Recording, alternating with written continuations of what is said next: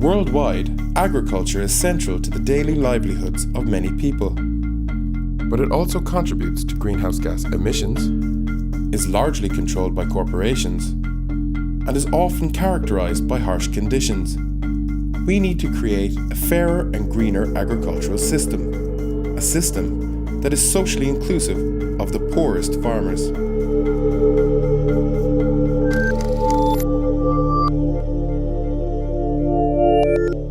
1.4 billion people living in extreme poverty. Of them, something like 70%, that's to say 1 billion, live in the rural areas. Disproportionately represented amongst them are women, our youth, and our indigenous people and ethnic minorities.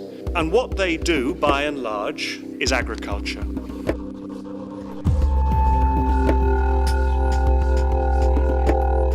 Improving the global food system is crucial for achieving sustainable development.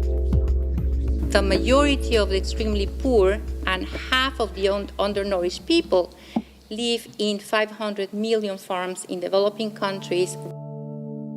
We saw droughts and subsequent famines in 1991, 1992, 2002, and in 2004 when 34% of the population could not meet their daily food needs. Over 240,000 farmers committed suicide within 14 years. Agriculture today faces a number of complex interconnected problems. One of the most urgent issues is food security.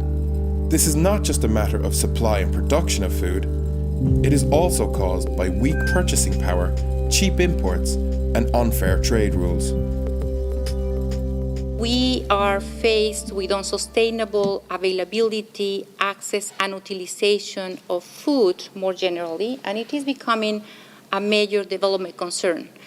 So food security, defined as the availability, access, and utilization of food, is getting to be a central development issue.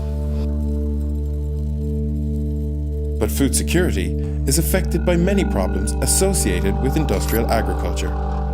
Climate variability has been estimated to produce large losses in production. And in Southern Africa, for example, there is an estimate that says yields will be reduced by 50%. There's a move towards mechanized harvesting, but in a sense, in a way that helps and that undermines the arguments of the industry when it comes to the social dimension, because then if it's mechanized harvesting, then you're creating almost zero jobs.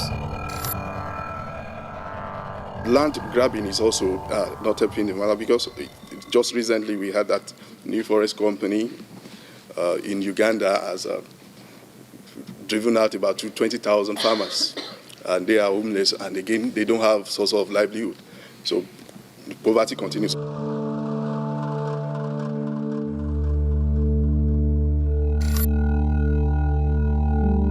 It has been estimated that between 30 but up to 50% of the food that is produced is wasted.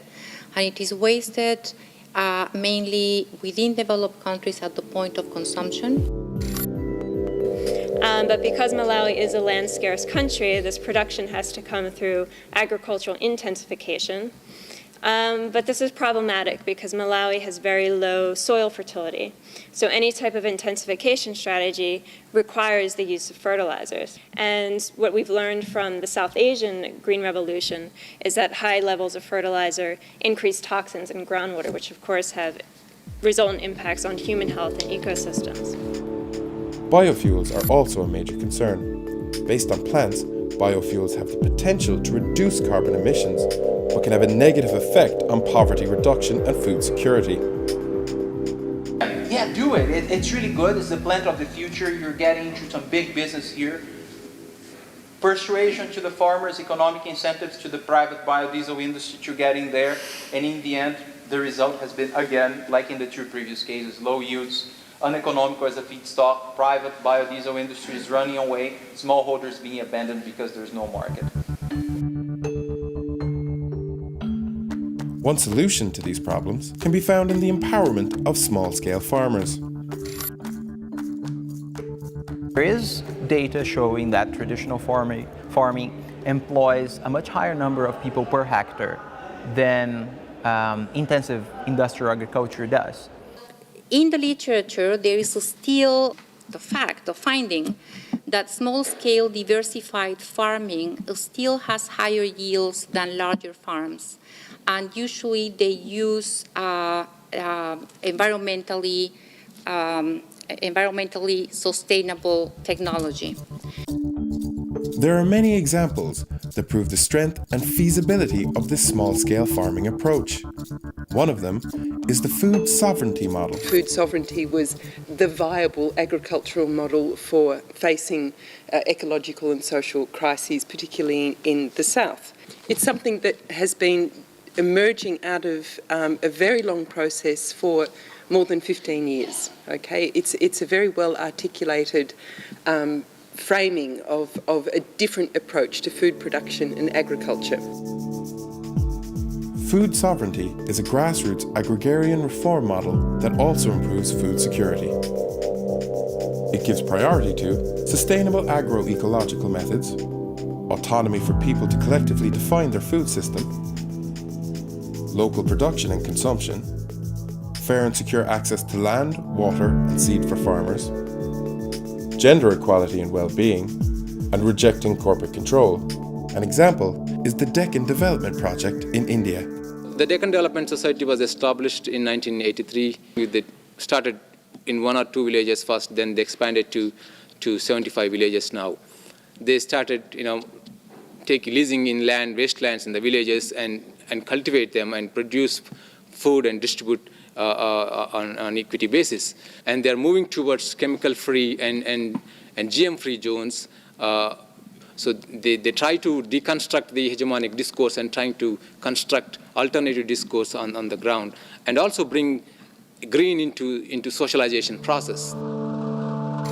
Alternative models like food sovereignty require a large-scale transformation at local, national, and global levels. Power has to shift from corporations and global institutions to small-scale farmers. Unless you don't address the systemic issues, structural issues, it's very difficult to realize the goal of green economy. So the groups who are reaping the benefits, they have an interest, a vested interest, in keeping these structures in place. And these are often very powerful actors who are not letting it go so easily. There are serious, well thought through, globally coherent alternatives coming from the ground, but they're not given any resources, they're not given any institutional backing, they're not given political legitimacy. I think one way for systemic alternatives to emerge is for them to be taken seriously.